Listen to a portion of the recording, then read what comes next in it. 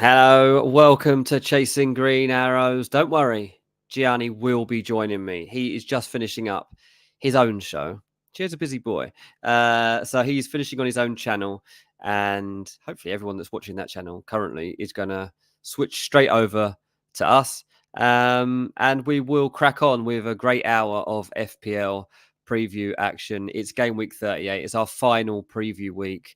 Not our final show, because we will be back on Monday to review everything that we've done and seen this season. But thanks to everyone that's jumping on so far this morning. Lloyd first in, Cam is here, Sachin's here, CH is here. Of course, CH, thank you for jumping on as ever. Real stalwart of the season you've been for us, so thank you so much. Rodrev's just jumping in, so thanks, guys. I'm going to wait.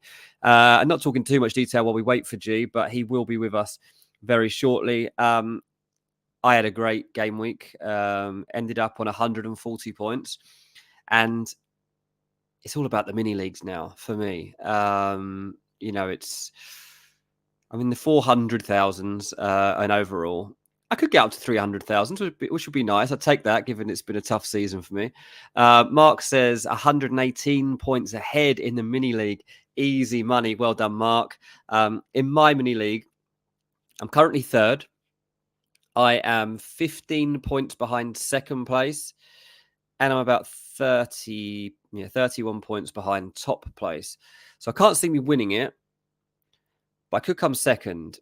If it's going to happen, I've got to come up with a differential. So I'm going to be talking about that later on in the show, what I'm looking at as my differential players for this game week. I'll be getting some advice from you guys, getting some advice from Giani, and hopefully we can figure out a way that we can all win our mini leagues. That's what this is all about, really, isn't it? I mean, winning FPL is not something most of us can even think about. Someone always does it, but it's not going to be any of us.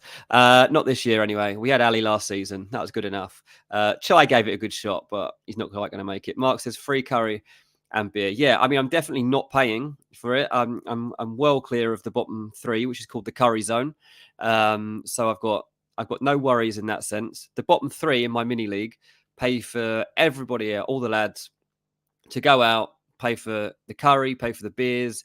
It's a good night out, but it's not me paying. I'm in the money positions, and it'll be a bit better if I finish second than if I finish third. Put it that way.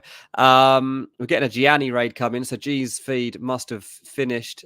He's sending people this way. We'll wait for everybody to jump in. Thanks for everybody that's on the Giani raid. This is exactly what we've been waiting for as I've been introducing the show so far. My two boys are downstairs watching right now. Obviously, a Saturday morning stream. Not something we're used to here on Chasing Green Arrows, but Dylan and Reese, my two little boys, are sat downstairs watching YouTube, which isn't that strange for them to be watching YouTube, but they're usually watching Roblox content rather than watching FPL content. So hello, Dylan and Reese. Dylan's been playing FPL this season. He's given it a good crack. But next season, he's going to have to take it a little bit more seriously because he hasn't changed his team in about 7 game weeks. So Dylan will fix you up next season. This Gianni raid is looking good. Hello, mate. Hi, mate. How's it going? I've been good. very excited to come and join you because I've been talking to myself for the last 45 minutes. So I was like, I can't Mate, wait. I had a little watch actually just to see how it was going. Just sat there chatting to yourself. Oh, I do love CGA. Hey, team. I can see so many have come across, which is fun. We've had a good start to our Saturday morning. I've pretty much, Dean, just spoken about my team, and then spoken, I guess, quite a bit about the teams we expect to go big this weekend. Also did some accents. Yeah, you're not going to see that on CGA this morning, guys. But how are things for you? How are you feeling going into that last game week? Like, I'm ready for a little bit of a break now on FPL. Like, I'm ready for new player prices. I'm ready for just a bit of a refresh. Oh yeah. I'm actually a bit got Chelsea syndrome, really. It's ending at a bad time for me. Oh, you're going to go in cuckoo, are you? It's just I feel like I've just found my rhythm in the last 6 weeks. It's definitely the best phase of the season I've had since my wild card. Yeah, and it's just I'm just gonna come up short of winning my mini league, mate. I genuinely think if I had 2, maybe 3 more game weeks, I would win this. Oh, that is Uh, Chelsea syndrome. That's and like it, Chelsea getting the Champions League. Another couple yeah, of weeks, we'd have got top 4. you would have, yeah, and it feels very much like that. I was just saying before you landed, I'm 15 points off of second in my mini league. I'm 31 points off of top in my mini league. And considering, honestly, I reckon, well, 10 game weeks ago, I would estimate I was about 150 points off the top. Wow. So he's obviously had a bit of a dip off, but I've also had 2 or 3 really good game weeks. Which has really helped me. FPL Mackham is 113 points ahead for £1,000 in his mini league. That's unbelievable. God, that'd be nice. What a nice bonus that is for playing for the fair play. Don't pay tax on that either, do you? But yeah, so that's yeah. I mean, it's all about mini leagues now for me. I mean, what about you, G? Because you probably take this game a bit differently to me. I mean, what's it about for you? Is there a mini league you care about? Is it all about your overall rank now? Is it about your reputation as a content creator? Whereabouts are you? No content creator would admit this, but every content creator looks at other content creators and checks out their ranks, even though we're not in a mini league together. So why aren't you all in a mini league together? Well, I was tagged in a post this morning on Twitter. There are certain third-party tools and apps who do like mini league apps and tools, and on one of them, I can't remember which one it was. Might have been FPL Game Week, or I don't know. And they've got like a content creators league, which I'm in, and they listed the 80 top content creators. Oh, yeah. I don't know how you become a top content creator, but the 80 most popular, whatever, by subscriber, follower, or whatever. And yeah, I was ranked 27th, I think, high 20s. So I was like, okay, that's not bad, but it's so tight because we've all got the same team pretty much. Yeah, so you can imagine, like, I can go, if I have if I bring in Salah this week and he bangs, I could probably finish in the top 10. Because not many of them will own Salah. So yeah, I guess that's how I measure myself. Overall rank, sure, 42k. Top 100k is always good. Top 10k is always seen as like elite, but getting harder and harder to do. So I wanted top 10k, but unrealistic. Top 100 is still good. And then the other thing, I've got one mini league, which is my best mates. And we've all been playing FPL together for since 2008, and then my mates from uni, and that's the one I really care about. But since I've started creating content, I've probably, I can win it with my eyes closed. They're casuals. Oh, can you? Is it? Is it? Oh, right. Okay, that's fair enough. I think I've lost it twice in like 14, 15 years. Yeah. I mean, that's right. I mean, are you professional or semi-professional when it comes to semi? Cherry says, Dean, who are you captaining? Oh, I mean, it's going to have to be Haaland. I mean, I am going to have to make some big calls this week, but I don't think the big call for me is on getting clever about a captain. Yeah. I just think that's a bit silly. You can try and be clever with your transfers or your decisions on benchings, but like last week didn't feel like the week to back against Haaland, neither did the week before that. And both weeks he's banged, and it's like, yeah, thank God I didn't back against him. Yeah, I think that's it. And it's like Haaland at home to West Ham, last day of the season. I saw you and Big Man talking yesterday, and you said, he's going to play the whole game, if not come off 10 minutes early, so he gets an ovation or whatever. So 80 minutes of Haaland against West Ham. You've got to captain him. I think so. So that's not where my differential is going to be coming from this week. Some people might want to see it to do that, to try and win their mini league. But for me, that's not the route. My route is going to be a big benching dilemma. In fact, I'll tell you what, let's just throw up our team now. I mean, a couple of people, British has just said, can we see Dean's team? If producer wants to throw up my team early, then we can just crack on with this. We don't worry, people. We're going to do questions and stuff, and we'll deal with your own dilemmas by the time we get to the end of this show. So don't worry about that. But here is my team currently. And I've made a transfer. I've bought in Declan Rice as my transfer for the week. At the moment, he's not in the team. And I don't know how he gets in the team, but he's the one that I've brought in that I could afford as a differential. Now, I would start him, mate. He has to start. He's definitely starting. But the two guys ahead of me in the mini league both have De Bruyne, Palmer, Son. Oh, do they? Yeah. So one of them needs to go. Oh, yeah. There's a chance that Gordon or De Bruyne don't make it. I think both will play. Yeah. But So there's a chance that forces your hand. But I would consider starting Rice over Isak. Would you? Well, or Gordon. One of the Newcastle. It's the Newcastle players that I would, because they're away to Brentford. You know, De Bruyne, Palmer, both at home. Let me see if they've got Isak, because that is a call I Because I hadn't think Callum really. Wilson's going to start up front because it's his last game for Newcastle. Yeah, but Isak will still play, won't he? Yeah, but he'll play on the left where he's not as good. Yeah, fair enough. One of the guy who's top of the league has Isak. The guy who's second in my mini league doesn't have Isak. Okay. I don't know if that helps me or not. No, you want them both to be on the same thing, like yes or no for both those exactly. players. So that But doesn't there's help a chance they'll see a flag of De Bruyne or Gordon and sell De Bruyne or Gordon. Now, if you keep them and they do start. Yeah, this is it. But Declan Rice, I mean, he's not the most obvious differential to be bringing in this week. I get that. But Declan Rice has been an unbelievable asset at the price that he is across this season. And you see how the way that he has weighed in goals, the type of fixtures he has come up with goals in, I do expect this to be a comfortable win for Arsenal. And I don't know. It's a hunch more than anything. It's like, okay, he's 5.5 million. He's going to get an opportunity to score in this game, probably assist one, if not. And I'm like, I've just got to try something. I've got to try something. I know they're not going to be picking Declan Rice, so that's the other side to it. Yeah. Neither of them are going to pick Declan Rice. No chance. Of course, as Rice could easily get 3 assists. Could he? I hope so. But so yeah, I'm just taking a proper gamble on it because I've got obviously nothing to lose here for me. I guess technically I could yet be caught by someone that's behind me. If I do, I do. Like you only look up though in your mini league. Yeah, I'm not. No one looks down at third. If I was to get caught now, then fine, fair play to them. But I'm only looking up. I want to get second. If I end up fifth, who cares? Like I'm not on for that much money here. It's like £100, I think, or something like that. Adam said if they are watching this, Dino, they might pick him now. The guy who's second, I can safely say, has never watched an FPL show in his life. I don't even know if he's ever been on YouTube in his life, let alone FPL. That YouTube. Yeah, honestly, I doubt he's even ever opened the app. The guy who's top is one of my best mates that I've told you about. He's very good at the game, but picks his team on a gut feeling every single week and doesn't like to get involved in what everybody else is doing and likes to trust his own instincts.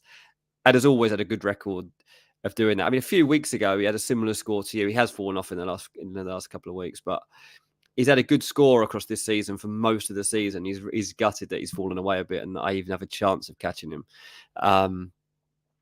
But yeah, so that's something to consider. Fatal says, can I get membership if I win the CGA League? Are you top, are you? Let's have a look. I'm not sure if you are Fatal. Fatal just missed out on a membership on my channel when I just gave away 5 for free. Fatal's watching all the way from Cape Town, but every membership's free on Chasing Green Arrows. Yeah, you are a member. We don't charge anything. TN Gooner is currently top of the Chasing Green Arrows League. Oh, Fatal's third. Okay. He says he's third in the chat. Right. He must have a different name on here to what he has in the actual mini Stranger league. Mings, apparently. Yeah, okay. So that is third place. Yeah. He's actually dropped off as well. So yeah, could definitely win it. Fatal is like 11 points off the top. So definitely an interesting one. I'm just going to have a quick look at Fatal's team. I love Bora's comment. Why is this named the Deadline Stream? Made me check the FPL website, FFS. It is a deadline stream, isn't it? It's just an early deadline stream. Yeah. It's our deadline because we're not doing a show tomorrow. Yeah. Obviously, but I can completely get why you saw that and went OMG. Oh yeah, we've freaked a few people out. The deadline is tomorrow at 2:30. Okay, English time. So you've still got another 26 hours or something to sort your teams out. 27 hours. So don't panic too much, but also don't leave it to the last minute. Do you know what? Last week I had decided on whatever I was going to do. I can't remember what it was now. And then 5 minutes before deadline, I was driving in the car and suddenly realized I hadn't actually done it. Oh my God. And I was like, oh my God. And pull over. my wife's like, what? I was like, I've got to pull over. She's like, what? I was like, I haven't changed my fantasy team. She was like, you're pathetic. Yeah, the kids are like, what are we doing? I was like, just give me a minute. And I had to literally quickly do it. I did it with 2 minutes left. I was the bench boost week, wasn't it? Yeah. Oh my God. It was the bench boost week, and I knew what I was doing and hadn't done it and confirmed it. Like, it's led to a week that gave me 140 points, and without that, I'd have probably got. Yeah, I would have not got 140 points. Anyway, so yeah, that's where my team is at the moment. CH says I haven't watched football since before Christmas. Every time I watch, the wrong team scores in seconds. All those wiped out clean sheets was me tuning in. Is that true? You haven't watched football since before Christmas, but you're still playing FPL. Mate, a lot play FPL just from the content they absorb from they actually? podcasts. Yeah, tons.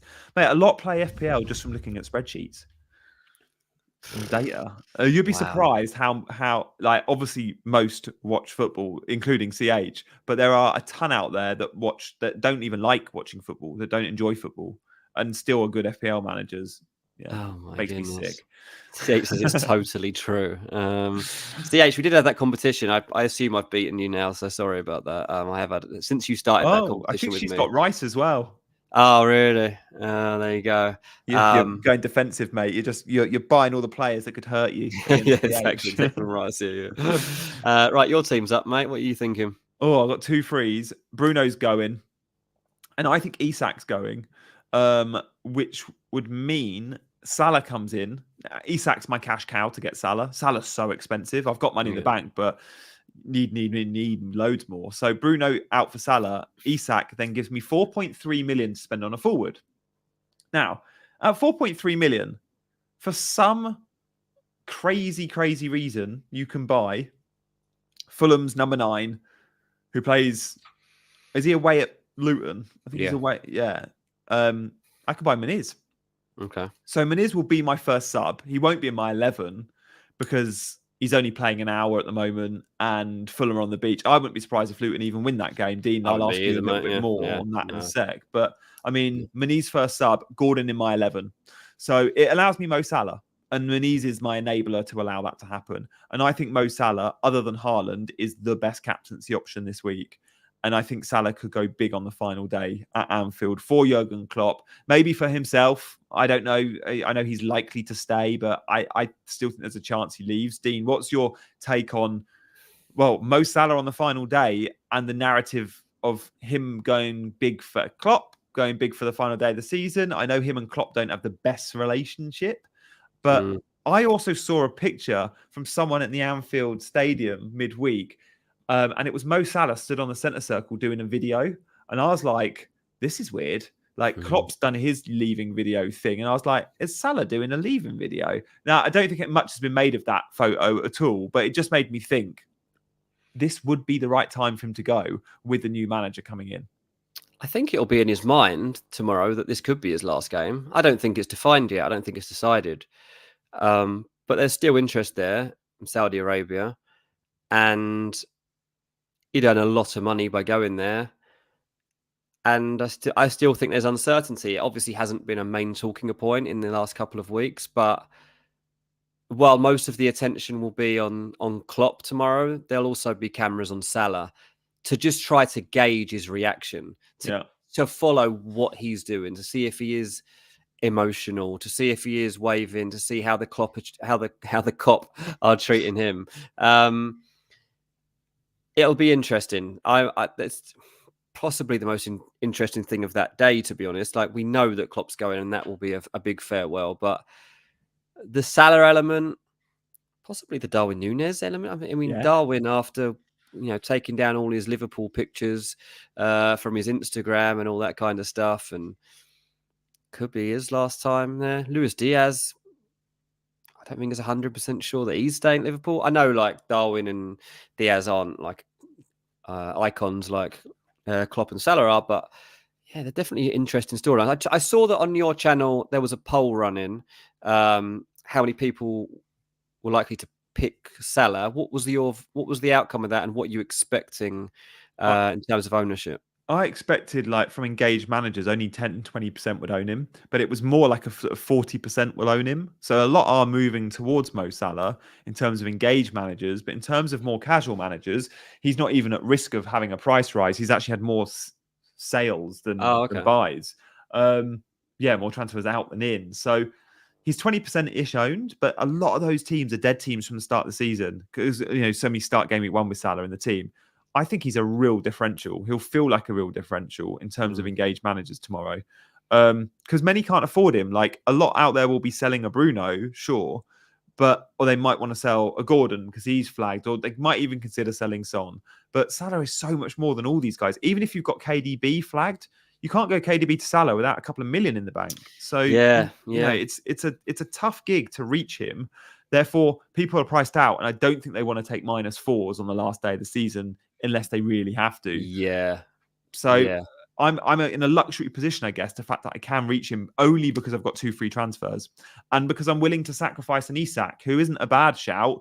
I don't fancy Newcastle away at Brentford because they're on the road and because Brentford are defensively quite good, and Newcastle now don't have much hope in terms of their main objectives around Europe. Yeah, the final day is just so different. You get such silly score lines on the final day of the season, and you get strange atmospheres, and you get strange player appearances. It's all over the place on the final day of the season. It's impossible to guess. Dylan is writing on YouTube under my name. Hi, Dad. This just popped up in the comments. Hey, Dylan. CH, he had sent me a text as well. Can I get into the comments? I said, if you can work it out. I don't know if he's doing this from a phone or on the TV. Anyway, hi, Dylan. Can you comment on the TV? Like, can you use your remote control on a TV to add a comment? I don't know, but that's where he normally watches YouTube, so that's why I'm wondering it. He'll suss it out. He's only 6, mate. He knows more about YouTube than us. He does, mate. Trust me. Some of it's getting to dangerous territory. I've got to stop. CH loves your Instagram, Dylan, you got lots of fans here. He's desperate to start his own YouTube channel. I told him I'm not going to do it yet because I reckon in the future, here's my take on YouTube. All these like family channels that you get and stuff.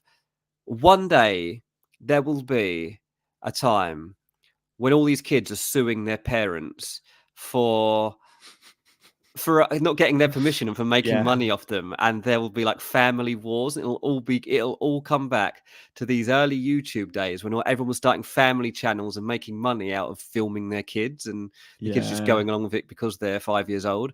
Look, he's writing, "I'm so famous." Yeah, I know you will follow me. So what's a family channel on YouTube? Well, it's like I'm not saying this is going to happen to that, but one that Dylan always watches is called the Wingrove family. So Billy Wingrove, who was an F2 freestyler.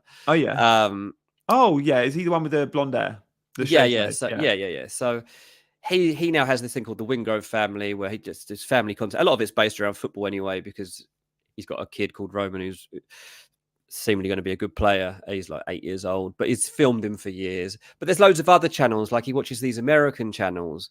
There's one girl called Salish or something, and he'll be laughing as he listens to me talk about this because I have no idea what I'm talking about. But he watches these channels, and it's just families like doing stuff, and a bit like the Osbournes for my generation. But it's obviously just YouTube. Yeah, and it's like, I was like, there is no way, especially in America. I mean, in England, this probably won't happen, but in America, there will be kids suing their parents for putting them on YouTube and not having their permission to do so.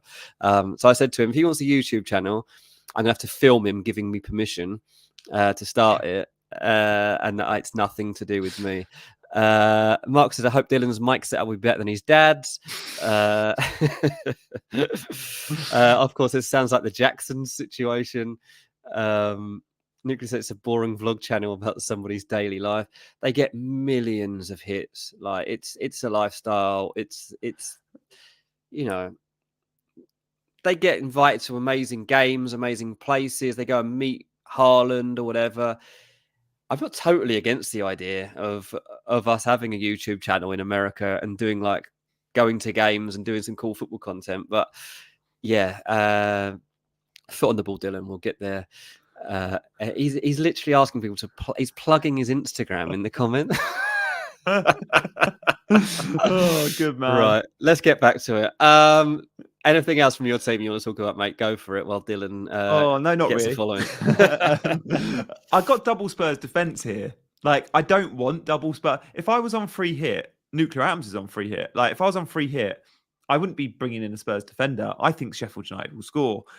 So I expect clean sheet wipeouts for Spurs. I don't expect Chelsea to keep a clean sheet for Cucurella.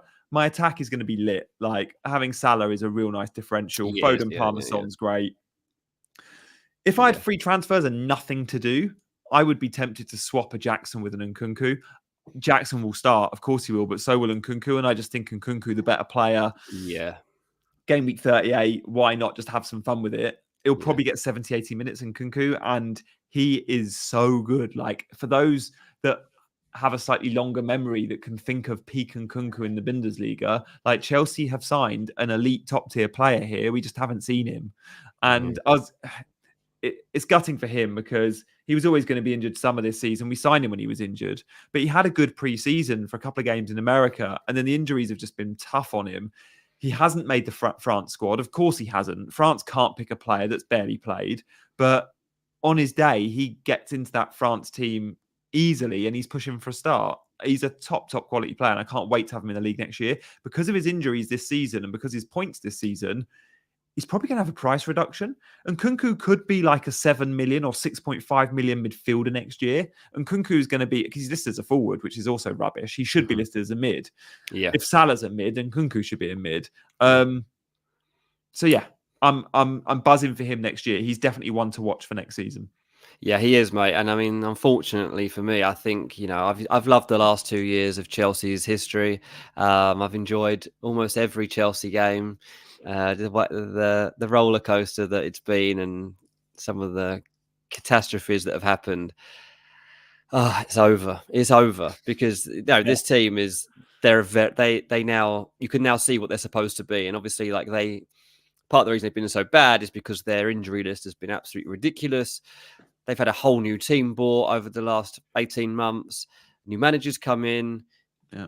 But the way you finish this season, Chelsea will be one of the teams that will be targeting at the start of next season. Obviously, if their fixtures look good for the start of next season, we'll all have 3 Chelsea assets in our squad. There's almost no doubt about that. Yeah, because they'll be fairly cheap as well. They'll be fairly cheap. Like other than Cole Palmer, who's going to be outrageously expensive, they'll be fairly cheap. We'll speak more about predictions for next season on Monday's show. We're going to do a wrap and we're going to do our end of season awards and we're going to do some price predictions for players next year. So do not miss that on Monday at 1 p.m, guys. That's going to be a really fun show. In terms of this week, we want to make it as much about you as about us. So we want to take questions. We want to address the big talking points. So we'll move now to captaincy and we'll come away from our teams. But before we go captaincy, of course, just reminded us about Muniz. Because I'm by Muniz, what do you think, Dean? Like, what's the deal with Jimenez? Is he off next year? Is he going to be around? If he's off, does he start the game against Luton? There's not enough emotion attached to Raul Jimenez to start him for the game. Like he's been there for a year and he's done okay, but there's nothing, he's not like a cult hero of any sort for Fulham. So not like Brozier then. Yeah, and I mean Brozier, like that's the thing. I'm sure Brozier and Raul Jimenez both get onto the pitch here. But Brozier, I'm not sure why you even bother. From Jimenez, you put him ahead. But Muniz is going to be a part of this next season. You want to keep building his confidence. You want him to know that you're backing him. I still think Fulham probably signed a striker in the summer, but we'll have to wait to see on that. A backup or a starter? I personally think it'll be a proper contender to contend with Muniz. Just in case Muniz has had this brilliant form, and then we've seen it before with strikers. Is he the real deal? I really couldn't tell you yet. I really couldn't tell. My hunch is no. I feel like your hunch was no quite early on, even when he was scoring. You've never been overly hot on him. No, and I mean, I expected you to be way more excited about him than perhaps you were. Clearly he's good, but I wonder if he's a bit like, Juan Pablo Angela, that amazing season he was linked with Arsenal and then we never saw it again. Cisse at Newcastle, same again. when you watch a player like week in, week out, you also see what they're missing or what they're not doing. And look, Muniz has come on leaps and bounds this season. There's no doubt about that. So if he can again lift his level again, then fine. It actually reminds me a little bit of this is not the same because Nico Williams is better, but when I was watching Nico Williams at Athletic Bilbao the season before, I was like, he's really good, but I don't trust him in the final third. I don't trust his end product. Yeah. And then this season, he did do all of those things. He put his game together, and now he does look like a 60, 70 million pound footballer, probably more. But, Muniz isn't at that level yet, but I want to see it next season. And I don't know. As I say, I'm not convinced, and I never have been totally convinced. But the run he put together was good. A few people talking about Fulham signing Martial in the comments. Like, I do not want Anthony Martial anywhere near Fulham. I can't see a Premier League club signing Martial just because of his injury record. Like, no one's taking that gamble. And his wages. I just can't see it. Like Davis says, even Rochdale don't want Martial. Honestly, I think that'd be one of the worst signings anybody could make. I mean, Martial didn't seem to care about Man United by the end. Like, it's what's going to motivate him at the Cottage? Yeah, like that's the last. You need someone at a club like Fulham who has some sort of drive behind them and a reason to prove, or Yeah, like Raul Jimenez was obviously like a gamble because you might have seen him replicate his old form, but the chances are were not and didn't happen. Brozier, similar, I guess, but just a younger player. Fulham needs to go and find someone. Like the player I want at Fulham is Artem Dovbyk, who plays for Girona. He's a brilliant, brilliant striker who will move this summer. I don't think we'll get him, but that's the sort of striker that I think Fulham should be looking at. Martial and Rashford need a change of scenery, says Russ. Yes, I agree. Is Rashford going to make the England squad over Anthony Gordon? Because if he does, I think that's the biggest travesty in football. I think they'll probably both make the squad. But if Rashford gets in and Gordon doesn't, OMG. I don't think Rashford should make the squad at all. I mean, it's Gareth. I think that even Southgate must be considering not doing this. There's just absolutely nothing there to suggest that Rashford should be going to the Euros. Sobit says Newcastle need to win to secure Europe. Worth benching them. Is it in Newcastle's hands? I'm not sure about the race for 6th, where they're at in terms of results from. Chelsea need a draw. I know that. So Europe is in Chelsea's hands. Chelsea need a draw minimum. Yeah, I did have a good breakdown of this, and I know I'm not going to be able to find it in time. But Newcastle, I'll just bring up the league table and have a quick look. Yeah, Newcastle was 7th in the league. They're 3 points behind Chelsea. It's out their hands. Completely. Yeah, and the thing is, Chelsea are going to beat Bournemouth, all right? There's very little to suggest that that's not going to happen. I think it'll be a weird game. My prediction on Ranks FC was 4-2 to Chelsea. I can just see it being a pretty mad game, but I do expect Chelsea to win that one. So I'm not sure about Newcastle. I think that would have really deflated them losing the other day. Yeah, I think they had to win the other day. That's good to Old Trafford and get something. And look, they probably deserve to. But yeah, Mohammed says, I've got Walker, Gabriel, Saliba and Cucurella. You bench Cucurella. We both think Chelsea will concede, and I wouldn't be surprised if City and Arsenal both keep cleans. City and Arsenal's good fixtures. Cucurella's improved, and like on an eye test, you'd be like, yeah, Cucurella's like making changes to the way this team functions. But from FPL, I don't think it really translates enough to bring him in. Michael Taylor, what do you guys make of Bayer Leverkusen's potential treble unbeaten season? Do you think this team will be decimated with transfers? I don't know. I think that 1 or 2 will go. I think Frimpong will probably leave. To Man City? That's been linked, isn't it? Possibly one other. I wrote about Frimpong the other day going to Man City. There's definitely potential there as a long-term Kyle Walker replacement. Man United are interested, but I don't think signing a right-back is top of their agenda. A couple of other teams in the Premier League have had a look too. A couple of teams around Europe. So I think Frimpong will leave. But I think most of the team want to stay for the Champions League. Even Wirtz is going to be staying. So I think one more year of that Bayer Leverkusen team be incredible if they can actually go and remain unbeaten for this season. That team they're so good to watch. They will win the Europa League because they'll beat Atalanta. Atalanta cannot win a cup final. I didn't even come close to scoring against Juventus in the Coppa Italia. So that's out the window. That was sad. Every neutral wanted Juve to lose that. Yeah, it was never really even on the cards once the game started, was it? Vlahovic scoring early. But even Juve fans didn't want to win that game because they wanted to make sure Allegri was gone.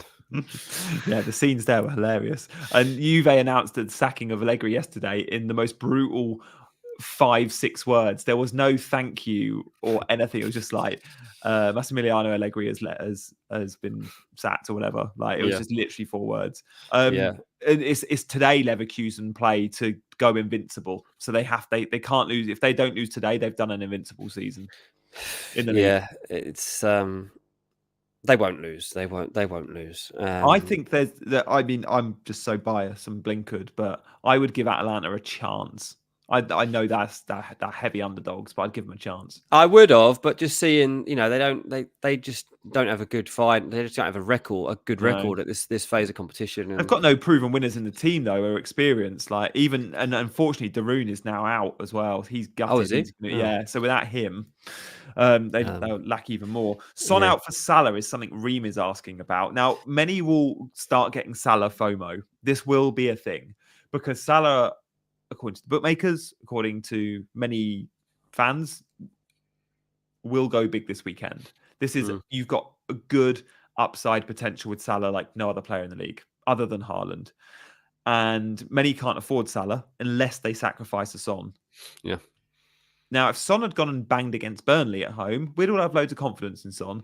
But he's just come off the back of a double game week where he blanked.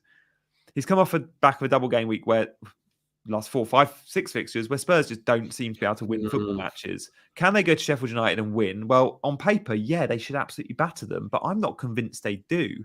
What's your take with that football match team? Because I have no confidence in this Spurs team. I don't, but given the way that game went against Man City, given the backlash about fragile minds and a rift between Postecoglou and the fans, it's actually a big day for Spurs to kind of heal from that moment and then go into the summer. And I think Tottenham do go to Sheffield United and produce a convincing win. So I'm backing Son to score in this game. Did he miss on purpose against Man City? I don't think so, but he did his best to make it look like he was trying to score without scoring. Do you reckon?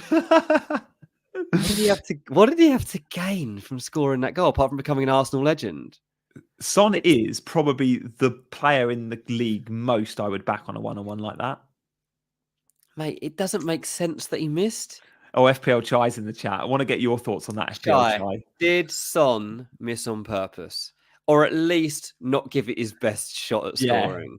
Maybe let's dress it up like that. Because I must admit, I can't picture Son through on goal like that. One, where he's missed many, but 2, it looked like the right finish there was the dink. And I can't picture Son ever doing the dink. So was that a typical Son finish? I'd like to say it probably was. And Ortega just did so well with his foot. Yeah, I mean, Martinez in the World Cup final, wasn't it? Yeah, Guardiola says Ortega's one of the best he's seen at one-on-one situations. I'm like, well, he made himself big, but he didn't do a lot there. Like but his body position was different to most. A lot of keepers go down and then you can dink it over him. He did stay on his feet and then saved with his feet, like Emi Martinez in the World Cup final. So I wonder if, I don't know, Chai says, in all my life, I've never seen Son miss a one-on-one. But no chance he tried to miss on purpose. But you're kind of suggesting he has, because you said you never seen him miss. And why would he miss that one? It wasn't hard. Most people, I think, would have taken it round him. It was on to take it round him. Yeah, it was on. I mean, especially that space on the right for Son to shift it right. And Son, why would he not have done that? It was. So he made it look very convincing that he did try to score, but that was the difference between becoming an Arsenal legend and being a Tottenham legend. And he's probably like, I should probably be a Tottenham legend rather than an Arsenal legend. Arsenal fans turning up next season with Son 7 on the back. But yeah, does it come down to whose points will count more? Son v Salah, says CH. I don't know. I don't think there's enough making that transfer for it to actually matter too much. And there'll be a load like me that are probably selling Bruno for Salah. But it is worth noting Salah has not had a mass influx of transfers in. I thought he was going to get Salah and Maniz into my team. I was thinking, can I wait till Sunday or is there going to be price movements? I checked FPL statistics this morning. I absolutely don't need to go early on that move. Salah is like projected to fall before he is to rise. So yeah, and Chai, I did do an Irish accent earlier. I was taking requests from the chat, and someone said I sounded just like Chai when I did my Irish accent. I wasn't actually impersonating you directly, just FYI. Oh yeah, I'm going to make fun of Chai on my own channel while he's not here. Son looked frustrated this entire season. Didn't think he put enough effort in. I don't know. I think his work rate and effort looked on it, but he's missing his boy. He's gone from playing with Harry Kane to being the main man himself, or playing with a Brennan Johnson or a Richarlison or a Werner. Like, Christ, you're going to miss something there. Exactly. Let's move on from Son. And Russ brings up a very good point. And these are two players that I would rank probably as my sort of second or third most like in-demand attackers for me this game week. It was between Salah and then Russ says Havertz or Elise. Havertz or Elise, if I was to rank the three players I want to buy most this game week, it would be Salah, Elise, Havertz, probably in that order. And with that in mind, I think I would go Elise over Havertz, but that is a coin toss. I love them both, and I much prefer them to Saka and Eze, who again many are going for. I would back the number 9 Havertz over the wide man Saka, and I'd back Elise built on the narrative that one, he plays closer to goal than Eze, but two, this could be his last game at Selhurst Park. Yeah, it could be. It could be that. I don't think that's a bad pick at all. Obviously, Villa are a good team, and they've had a good season, and they'll want to end the season on a high. But they also might not care because they've already secured that Champions League spot. And they've been on the beers. And we saw they were literally on the beers, and they were spraying champagne all over each other. This was like Wednesday night, right? Like, it's like not that long ago. I know the hangovers will be gone, but yeah, they could well be literally in party mode. You imagine Villa are going straight away after this match to go to Vegas or something to have or Ibiza or something. Like, wouldn't surprise me at all if on Monday we're seeing pictures of those lads literally on a beach. So yeah, there's good upside there for Elise, no doubt about it. British Adam says Villa. Go on. Yeah, I'd just say British said they could be lethargic, and I think that's probably a good way to sum it up. Adam says not Eze with the penalty appeal. It's really interesting. If you were to ask Big Man Backer, who I'm just going to throw it out there, has a better rank history than me, Big Man would say Eze and Saka. Big Man did say Eze and Saka. Like, we asked him about Arsenal this game week. He ranks Saka above Havertz, and he ranks Eze only because of one thing, as Adam says, and it makes me feel so boring to discuss it, but it's so commonly used by content creators, and I do it myself. Because he's on penalties. I'm sorry, you get one penalty every 5, 6, 7, 8, 9, 10 games. It shouldn't swing you as much as I think it does. Yeah. But maybe that's my blind spot on weakness as an FPL content creator, because so many content creators will tell you, I pick him because he's got the extra upside of a penalty. Like, is that what this game is about? Just picking 15 or 11 penalty takers? How boring. It is boring, but I guess that's why Big Man ends up in the good ranks. But I don't like it. I mean, I'd watch Saka and be like, oh, not convinced. But yeah, I guess they probably will get a penalty against Everton on the last day. I guess there's a high chance that would happen. Who's the better player for this game week? It's Havertz and Elise, isn't it? I think so. Yeah. But yeah, we'll see what comes out in the wash on Monday when we're sat here chatting about it. And Eze's got a penalty and Saka's had 2. Yeah, that's the problem with it. In Serie A fantasy, they don't give you the same points for a penalty goal, which I like. That is really good. Yeah, it's only like 1 or 2 points less, but it's 1 or 2 points less. It's you get 4. It's like, I think that's a good shout. Actually, I think that's something they should consider.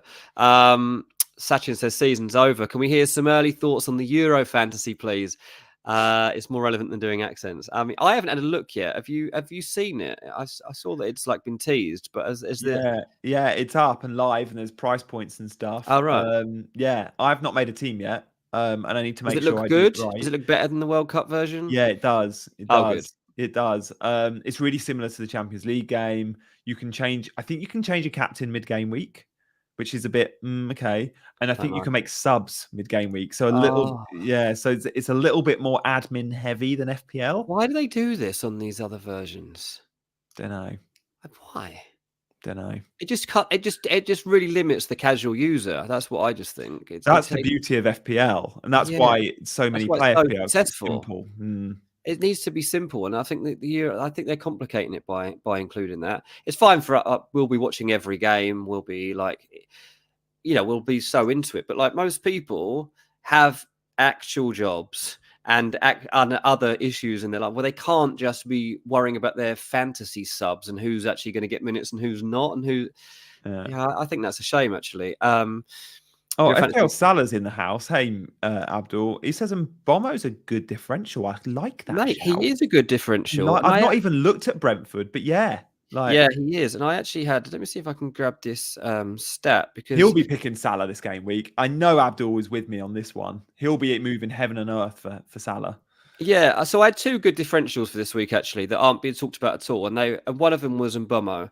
The stat is that despite playing just 24 of their 37 league games this season, Mbomo has been directly involved in more goals than any other Brentford player. 15 involvements, 9 goals and 6 assists for Mbomo. That's phenomenal, wasn't he? Before he got injured. That is a great record. The other player that I was going to just mention, I don't think many people are going to do this, but just be aware, Gabby Jesus has scored 5 Premier League goals on match day 38, the most of any player currently playing in the league. He also has more league goals against Everton than he does against any other team.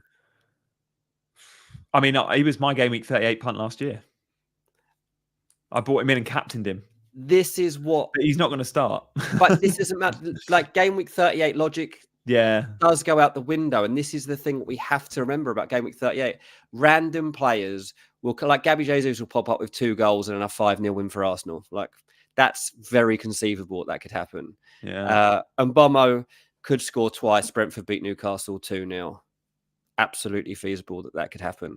Like, these are the things that we're going to have to look out for. Oh, the other one actually I was talking about was Pascal Gross. Scored more Premier League goals against Man United than he has against any other team. And he scored in his last 3 against them in this competition. And he's in the Germany squad. He's just got called up. We all ignore Pascal Gross so often. He's not done well of late, but he is. Hasn't done well of late, but across the season, there was a stage. I think Brighton win that game. You would imagine so. You would imagine they will. Oh yes, FPL Salah is getting Salah confirmed. Oh, there we go. Good boy, Abdul. Is Abdul captain it? See, like me, I think he'll be probably going to go. I think we'll both probably end up captaining Haaland, but I am tempted to captain Salah. And I think FPL Salah might be at a similar rank to me. Abdul, let us know where you're at. I'm 42k. I'm 60-40 on captain Haaland over Salah. But I could. Why would you do that though? Why would you do that? What's your reasoning? If you're trying to move up, surely more people are going to captain Haaland. I think Haaland will get more points. Oh. That's why you want to captain him. I know Salah's points are worth more for me because of his differential nature. So yeah, but at the same time, in my heart of hearts, I think Haaland outscores Salah, and therefore that's a sensible just captain the guy that gets most points. Yeah, that doesn't make sense. Will Gross get more than Son, says CH? Yeah, possibly. I mean, as I said before, I do get the feeling there's some sort of bite back here from Tottenham at Sheffield United. I think it's a good place to be going on the final day of the season.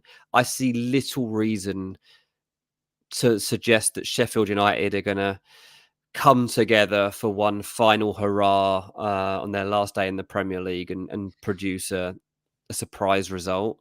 They're done. They're dusted. They're finished. And they're not very good, right? Especially at home. So I think Tottenham do go there and score goals. And if they're going to do that, then Son's going to be among it. So he has bullied newly promoted teams before, hasn't he, Son? He can be a bit of a flat trap bully. But he's up against Sheffield United. Go on. We haven't... Salah, FPL Salah, Abdul's had a really similar season to me. He's 45k, so there's a couple of points between us. I think having Salah is differential enough, Haaland captain. I think that'll be where probably I sit. Mate, are we doing Against the Obvious today? No. Oh, we're not doing it. Fine. No, we're not doing it. We can talk about it, but we're not doing it officially. Fine, all good. We've spoken about Palace assets. Should we speak about Liverpool assets? ISG's just triggered this, but I think it'll be Gakpo, Diaz, Elliott, and Salah all starting as we've seen in the last couple of games. Do we like Gakpo as an option? Because I would always captain an attacking player, a forward over a defender, no matter who they are. Like Gakpo over Trent I probably would captain Gakpo over Trent. And I love Trent for those on free hit this week. But I think Gakpo is a bit of a differential option to buy this game week. Maybe I wouldn't, captaincy is a bit rogue, but buying Gakpo, legit, he's going to play 70, 80 minutes. Yeah, he will. Yeah. I mean, I said last week that I think that the value pick from Liverpool is Harvey Elliott. I don't think anyone will really be doing it, but if I was just playing around with my team for this game week and I was just to have some random punts, Harvey Elliott might be one of the ones that I was to go for. I think that there's a good upside to, I'm not going to say it's massive, but I think there's a good upside to having Harvey Elliott. He's been brilliant, hasn't he, this season? He's been, he's been Liverpool's young player of the year, without doubt, hasn't he? I don't know how old he is. How old is Harvey Elliott? Not very Elliott? old. Yeah, he's not very old. He's under 21, is he? Yeah, I mean, when he broke through with Fulham and he was playing for us, he left when he was like 17 or 16 or something. So I can't imagine he's older than 20. Cole Palmer won the under 21. He is 21. Yeah, he's just turned 21. Cole Palmer won the Young Player of the Year like yesterday. I saw he turned 22 like last week. Did Cole he? Palmer. Yeah, of course, there's 21, 22. Elliott. Yeah, I remember Elliott leaving Fulham. He did that video about Harry Kane that was doing the rounds, didn't he? That's what I remember him for. And he did a laughing gas video as well. Yeah, he's a bit of a lad, Harvey Elliott. Thinks he is. Yeah, I've got mixed opinions on him as a person, but as a footballer, we do forget, and we do have to park it, don't we? When we talk footballer, and because there's a lot of footballers out there that you just wouldn't like spending time with, but we judge them on the pitch. It's a hard one, yeah, because obviously being a Fulham fan, I'd heard about Harvey Elliott for a couple of years before you really see him, and then he actually didn't even end up playing, barely played for Fulham before he ended up just walking out the club and going to join Liverpool. But I've interviewed him as well, and he was actually really nice, and he didn't fit in with all the other stuff that I'd heard about him. Really? So you're also a bit conflicted. You're like, well, I guess he's had he's media trained or whatever. And you're like, well, yeah, but you would have interviewed him quite young.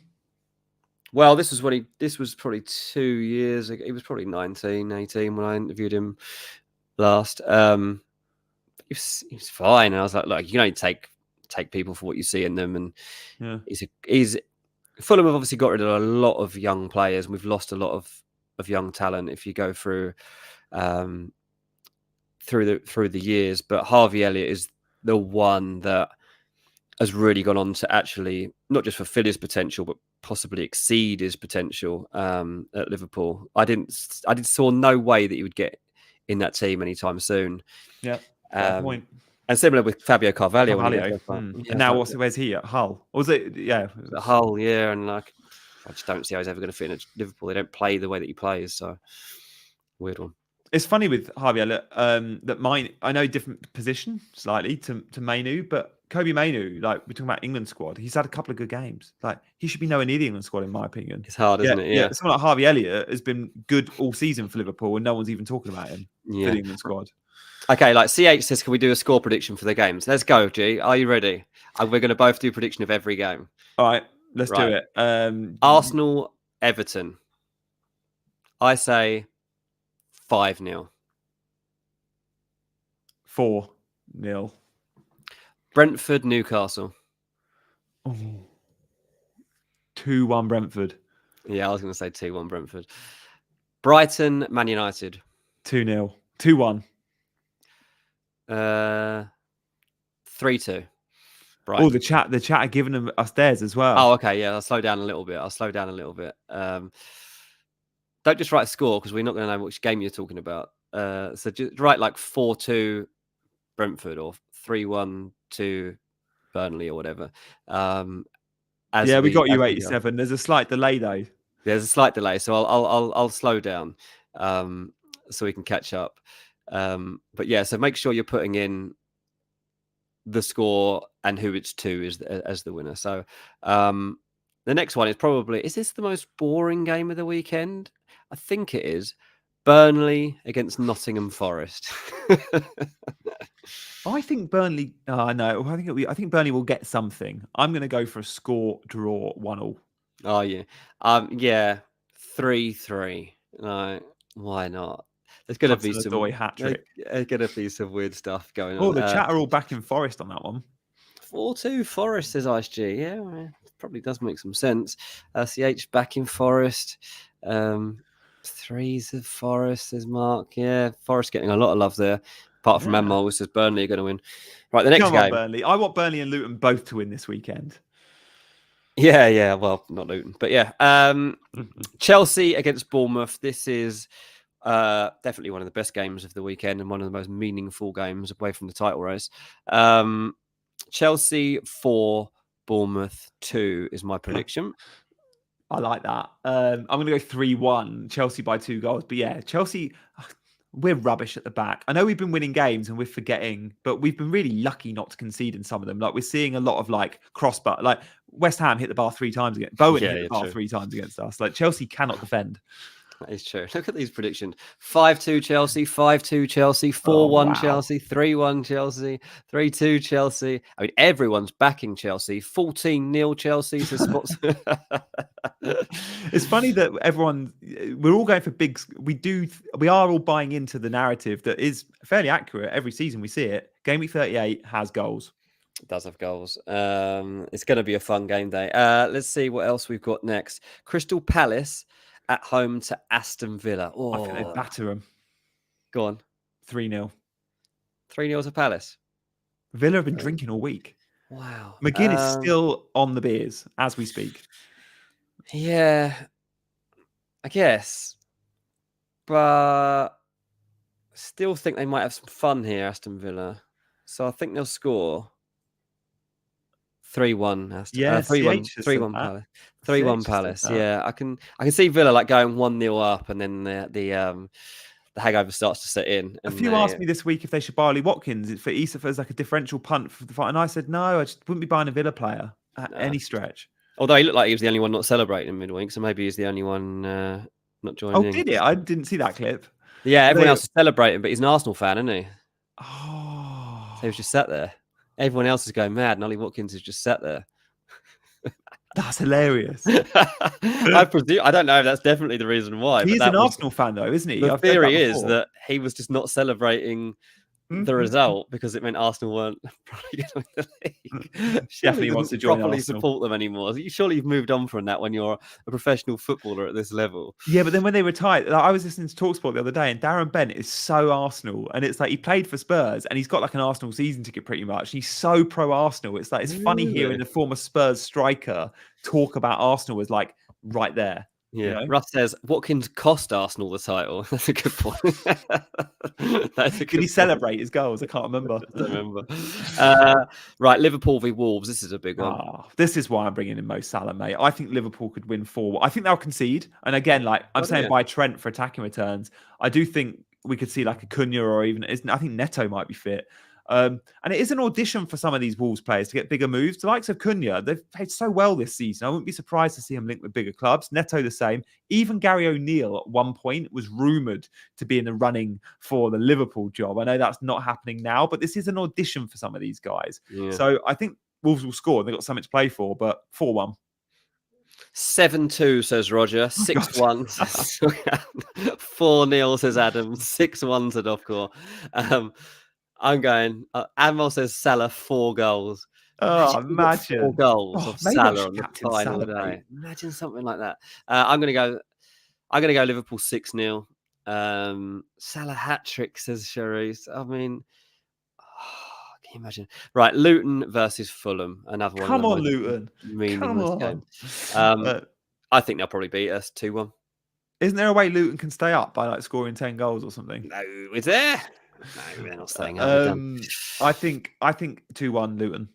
The thing about Luton we're all going to look out for, who is Alfie Doherty joining for next season? There's no way he's playing in the Championship. I wrote that in my Give Me Sport article this week as a mention to like Luton players that have caught the eye. I was like, there's no way Doherty's not going to get a move. He'll end up at like Wolves or Adebayo as well. Adebayo's got a chance. Adebayo, Osho, there's a few teams that have been looking at him across this season.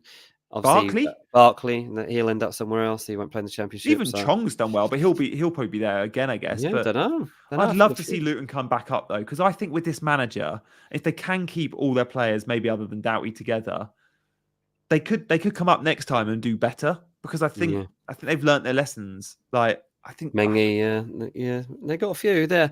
They've had a good season. It's been actually Mengi's quite good. Fun. Mengi's good. He's United Academy, isn't he?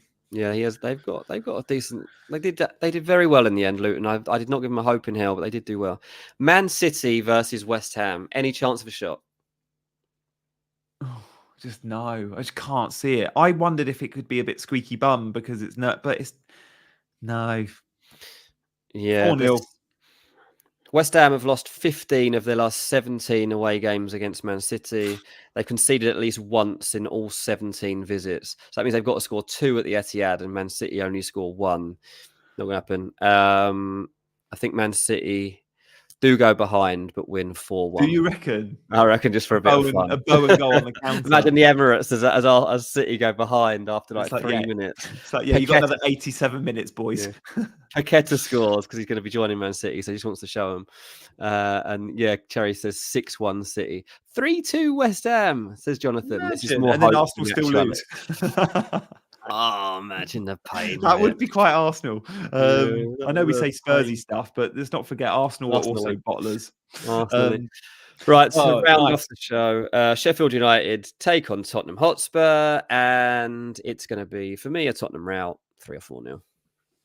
Mate, I'm excited for Monday's show now because a few said 20 minutes into this show, should we talk about Euros or whatever? But what the beauty of Monday's show is, it's a look back at the season and it's our awards and it's talking about the team of the season and our favourite players. And we'll also be looking ahead to next season with player prices and stuff like that. So this will be our one and only post-season wrap show, if you like. So Monday is definitely worth joining for. And I think the catch-up views will hopefully be really nice because people can watch that for the next month and it will still be very relevant. Yeah, and then we possibly will be back for the Euros game. We are contemplating what we're going to do over the summer for sure. But some sort of Euro transfery mix is likely to be coming for you all. So you'll have definitely a couple of weeks without us, but the break might not be as long as some other FPL channels. So you might want to keep an eye on that. Yeah, exactly. I'm not going to be doing Euros on my channel. So to be able to do it on CJ would be a privilege.